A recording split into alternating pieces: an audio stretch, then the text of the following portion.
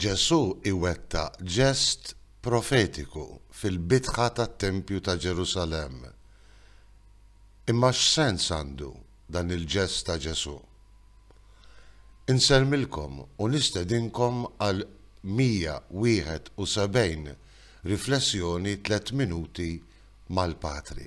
F'dan it-tielet ħadd tar-Randan sejrin nisimgħu il-Vanġelu skont San Ġwan. Fil-bidu tal-Vanġelu tiegħu San Ġwan jippreżenta lil Ġesu li jitla fit-Tempju ta' Ġerusalem, il-qalba reliġjuża tal-Ġudajiżmu fi żmienu, u fil-bitħa l-kbira tat-Tempju Ġesu jkeċċi il-bejja tal-bejjem u jaqleb l-imwejjed ta' dawk li kienu jsarfu il-flus. Forsi għalina tidher stramba li kien hemm dan il-beħ u l-bdil tal-flus fil-bitħa tat-Tempju, imma dan kien neċessarju biex jiġu mixtrija bejjem ritwalment safja biex jiġu offruti b'sagrifiċċju flimkien mat-talb fit-Tempju u biex il-munita Rumana tinqeleb għal munita ludija ix-xekel biex titħallas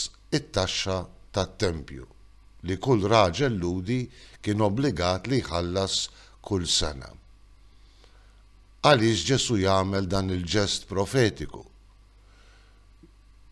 Ġesu jagħmel dan il-ġest straordinarju, kważi violenti, l-ewwel nett biex jiddenunzja il-korruzzjoni li kien isir f'dak il-beħ.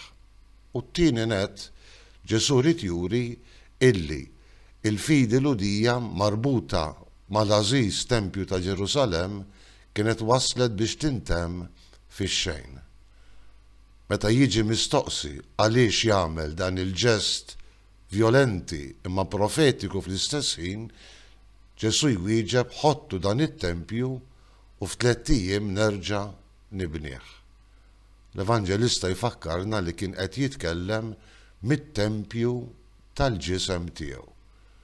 Kelma li l-Apostli ftakruha u fehmuha wara l-qawmien tiegħu minn bejn l-imwiet. Għaliex fil-verità il-laqgħa tal-bniedem Alla ma kellix issir aktar f'tempju mibni mill-bnedmin, imma fil-persuna ta' Ġesu li bentalla magħmul bniedem illi jsir il-feddej tal-bniedem, il-pont bejn Alla u l-bniedem bis-saħħa tal-mewt u l-qawmien tiegħu.